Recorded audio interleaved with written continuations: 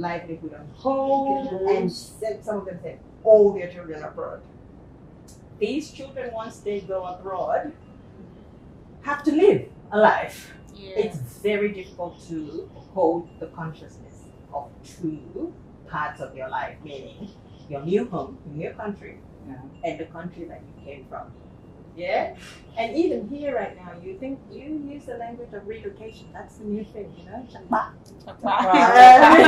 hang on a minute, relocating, when you're physically away from a particular place, it creates a real gap. It's really hard to hold the needs that you have over there because they're always competing between you living a life over there and thinking about the needs of people here. It's very, very difficult.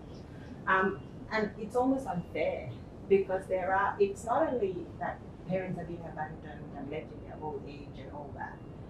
The kids who carry that weight of responsibility sometimes feel a lot of guilt too. But they can't be in two places at once. It wasn't meant to be. That people can. So there is a huge loss. There's pain on one side, there's guilt on the other, right? And it's very, very challenging to navigate that.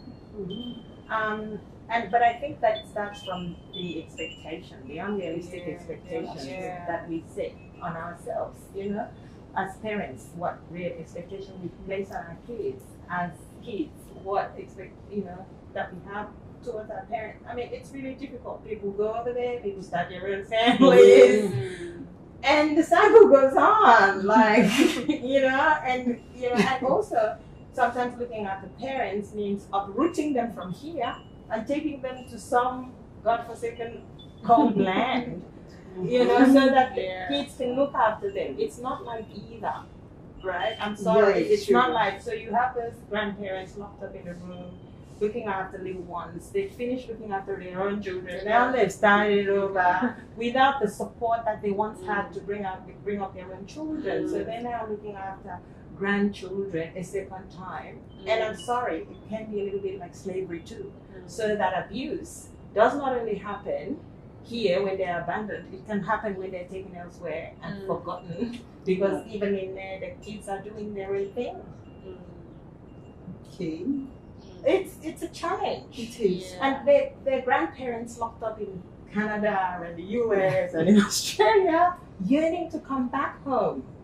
And then some of them have been gone for so long, they've lost their friendships, their church community, their whatever, and they're finding it really difficult to reconnect. And so their lives are in limbo as well, even when